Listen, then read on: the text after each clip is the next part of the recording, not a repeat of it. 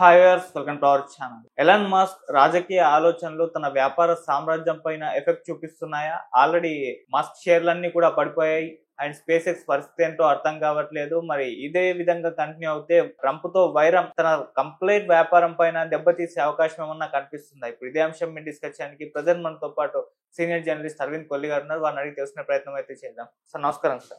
Sir Tesla షేర్లు పడిపోయాయి, space X కూడా ఎటు కాకుండా అలా అయిపోయి ఉండడం మనం చూస్తున్నాం. అంటే ట్రంప్ తో వైరం అనేది ఇప్పుడు కంప్లీట్ తన వ్యాపార సామ్రాజ్యాన్ని దెబ్బతీసే అవకాశం ఉందని కూడా విశ్లేషకులు అభిప్రాయపడుతున్నారు సార్. మరి ఇది ఎక్కడి వరకు దారి తీయచ్చు సార్? యాక్చువల్గా సహజంగా వ్యాపారవేత్తలు రాజకీయాల్లో దిగినప్పుడు ఈ రకమైనటువంటి రాజకీయ కార్యాచరణ ప్రారంభించినప్పుడు ఈ రకమైనటువంటి ఇబ్బందులు ఎదుర్కోవడం సహజమే. ఎక్కడ థర్డ్ వరల్డ్ కంట్రీస్లో, డెవలపింగ్ కంట్రీస్. అమెరికా లాంటి అత్యంత వాణిజ్యం కేంద్రంగా నడిచేటటువంటి అగ్రరాజ్యంలో కూడా ఈ రకమైనటువంటి పరిస్థితులు కనిపిస్తున్నాయి. ఇప్పుడు ట్రంప్ అనే వ్యక్తి, ట్రంప్ టవర్స్ ఎక్కడ గత 5 సంవత్సరాల్లో ఏమీ ఇబ్బంది పడలేదు. 4 సంవత్సరాల డెమోక్రట్ల పాలనలో ఎక్కడ ఇబ్బంది పడలేదు. ఆయన తన వ్యాపారాన్ని అప్రతిహతంగా పెంచుకుంటూనే పోయాడు. అయితే ఎలన్ మస్క్ దగ్గరకు వచ్చేసరికి ఒక ప్రత్యేకమైన సమస్య ఏంటి?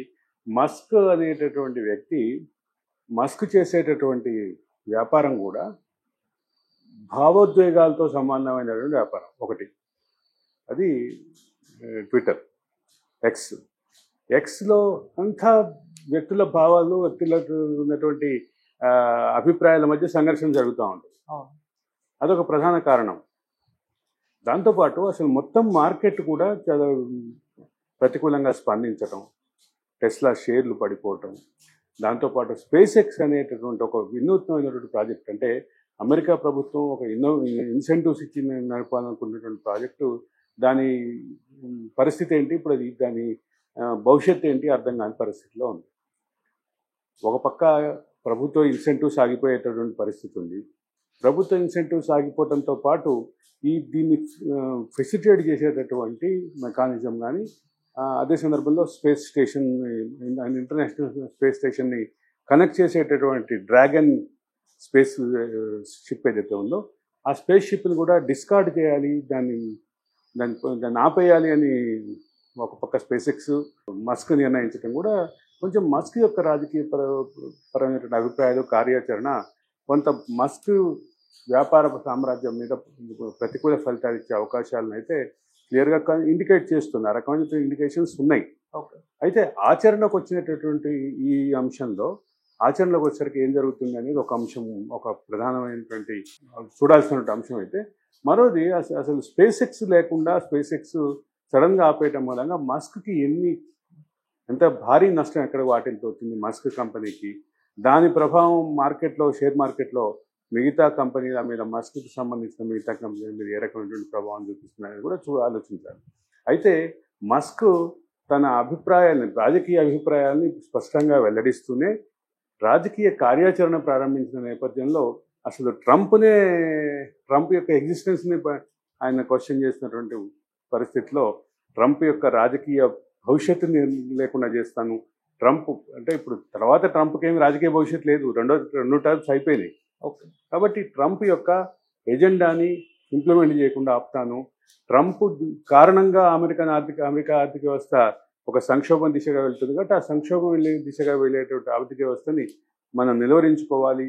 జేడీ వాన్స్న అంటే అభిశంసన పెట్టి జేడీ వాన్స్ని తీసుకురావటమా, లేదా మరొక మార్గమా, రాబోయే 4 సంవత్సరాల్లో ఒక ప్రత్యామ్నాయ శక్తిగా తను అనుకుంటున్నటువంటి రాజకీయ పార్టీని నిర్మించగలరా? ఇట్లాంటివన్నీ ట్రంప్ని ఇబ్బంది పెట్టేటటువంటి చర్యలు ఆయన ఇంటెన్సిఫై చేస్తూనే ఉన్నాడు.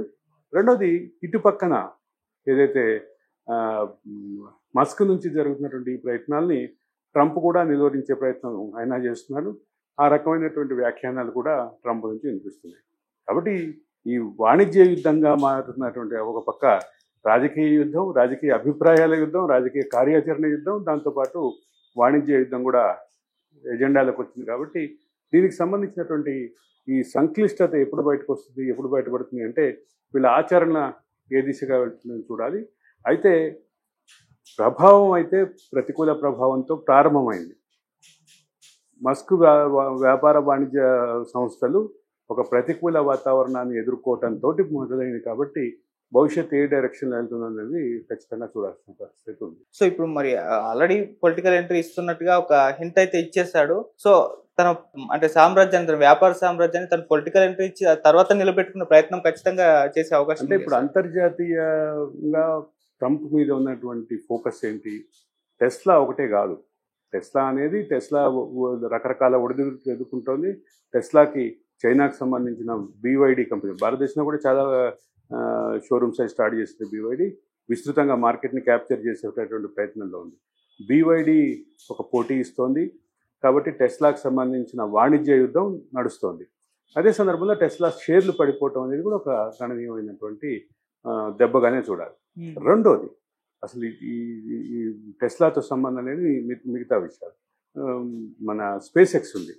స్పేస్ ఎక్స్ని ఒక అంతర్జాతీయంగా ఒక ఐకానిక్ స్పేస్ ట్రావెల్ ప్రోగ్రామ్గా చేయాలి అనేది మస్క్ చేసినటువంటి ప్రయత్నం.